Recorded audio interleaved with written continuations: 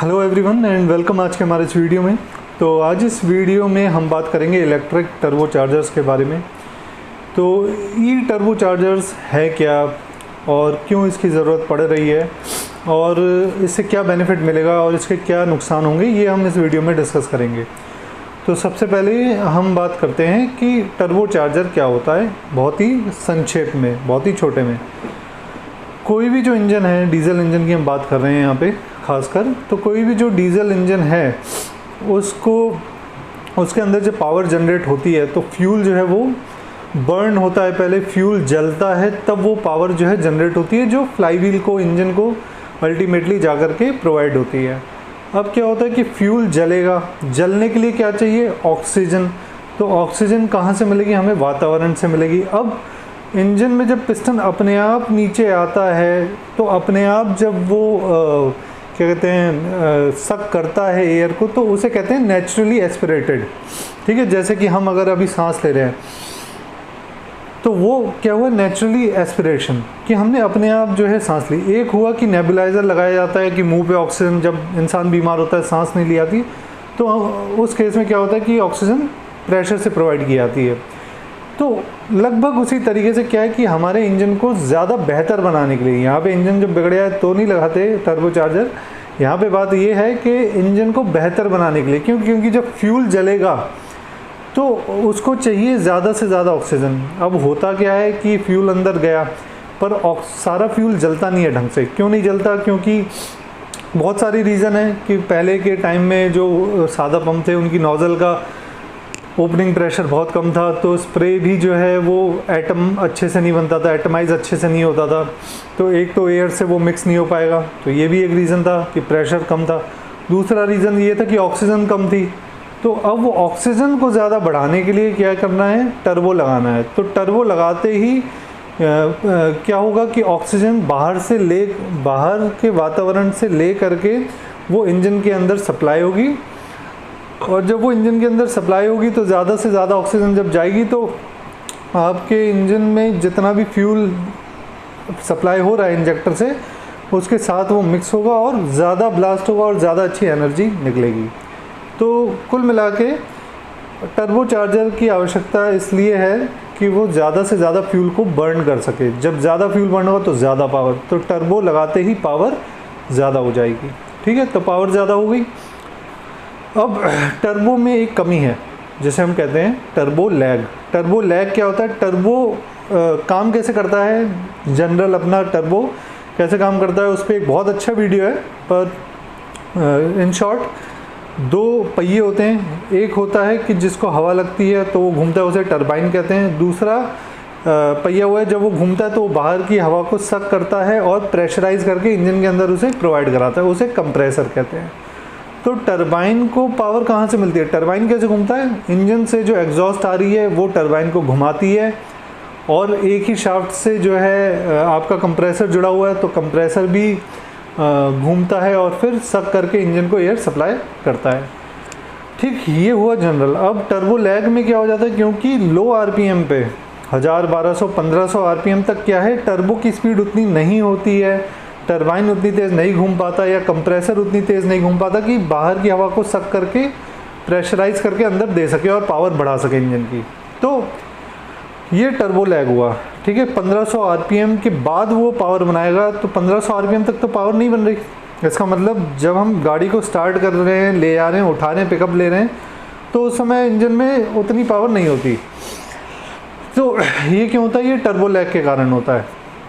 ठीक, अब इसको दूर करने के लिए काफ़ी चीज़ें की गई हैं, लेकिन हाल ही में जो गैरेट कंपनी है उसने ई टर्बो जो है वो डिज़ाइन किया है, इलेक्ट्रिक टर्बो जो है डिज़ाइन किया है।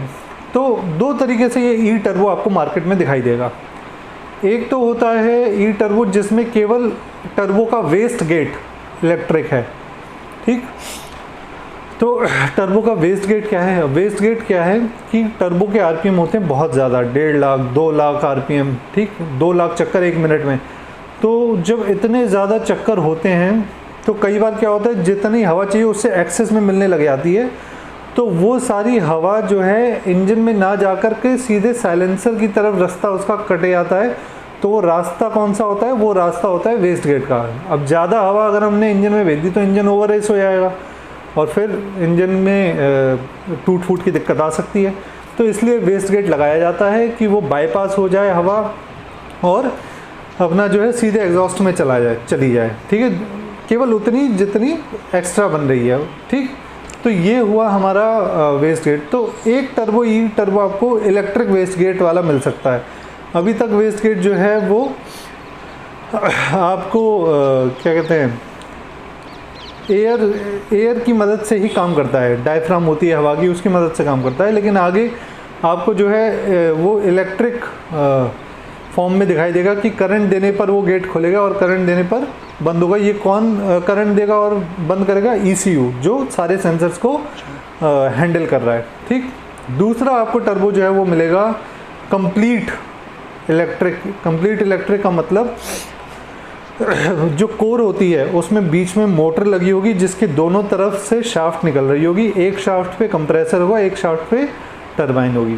अब 1500 RPM तक, 0 से 1500 RPM तक जब पावर नहीं मिलती है तो उस समय पावर क्यों नहीं मिलती? क्योंकि टर्बो के RPM ज़्यादा नहीं होते।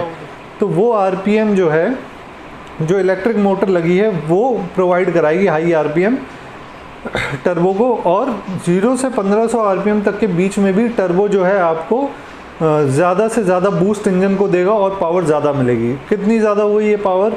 आपको 16% कम से कम जो है हॉर्स पावर ज़्यादा मिल जाएगी, 10% आपको टॉर्क ज़्यादा मिल जाएगा, और जो 0 से 100 तक पहुंचने का एक टाइम पीरियड होता है कि वो 10-11 सेकंड था, वो 8-8.5 सेकंड तक आ जाएगा। तो पिकअप भी ज़्यादा हो जाएगा, कहने का मतलब।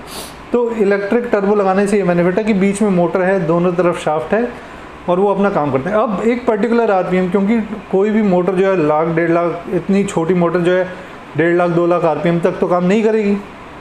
तो एक पर्टिकुलर RPM, जो भी सेट RPM होंगे, वहाँ तक ये मोटर काम करेगी। उसके बाद वो मोटर से करंट ऑफ हो जाएगा और नॉर्मल जैसे टर्बो काम करता है वैसे वो टर्बो जो है अपना काम करने लग जाएगा। वो अनुमानित है 1500 से 1800 RPM के बाद वो नॉर्मल टर्बो की तरह जो है वो बिहेव करने लग जाएगा, ठीक। तो इस तरीके से काम करेगा। अब इसके फ़ायदे क्या हैं? फ़ायदे तो आपको जो है जहाँ तक है अंदाज़ा लगी गया। नंबर 1, टर्बो लैग हट जाएगा, जो पिकअप है वो ज़्यादा मिलेगा, हॉर्स पावर ज़्यादा मिलेगी, टॉर्क ज़्यादा मिलेगा, पिकअप ज़्यादा मिलेगा। इंजन का जो साइज़ है वो भी छोटा हो जाएगा। पहले जो आते थे इंजन, जो नॉन टर्बो इंजन थे 6 सिलेंडर के, वो 4 सिलेंडर, यानी कह सकते हैं आप पहले की जो टाटा की जो 1210 थी, आज जो हमारा 1109 है वो लगभग एक जितनी ही पावर निकालते हैं। और आजकल जो टाटा की अल्ट्रा आ रही है वो तो बल्कि ज़्यादा ही पावर निकालती है पहले के नॉन टर्बो इंजन से। तो इंजन का साइज़ भी छोटा हो जाएगा, ठीक। तो ये भी एक बेनिफिट है कि जो वेट है वो ओवरऑल जो है आपको कम हो जाएगा। जो इसका एक अलग ही बेनिफिट खास करके कि जो हमें सोलर एनर्जी में देखने को मिलता है कि सोलर पावर हमें मिल रही है घर में और फिर उसका जो एक्स्ट्रा मिलती है वो बिजली घर चली आती है।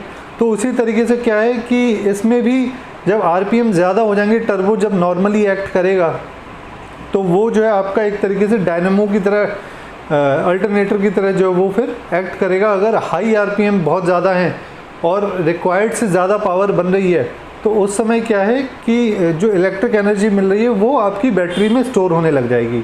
ये इलेक्ट्रिकल टर्बो की जो मोटर है ये भी ECU के द्वारा जो है जाहिर सी बात है निर्धारित की जाएगी कब चालू होना है, कब बंद होना है।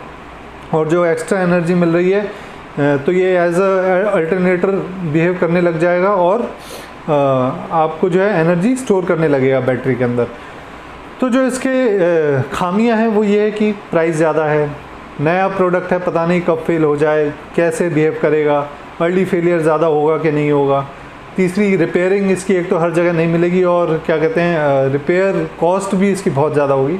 तो कस्टमर के लिए कहीं ना कहीं हेडेक है।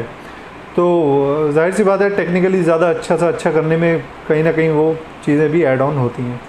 तो आशा करता हूँ आपको इलेक्ट्रिक टर्बो पे ये जो वीडियो है बहुत अच्छी लगी होगी। तो कोई भी अगर आपको डाउट हो तो आप कमेंट के ज़रिए पूछ सकते हैं। धन्यवाद।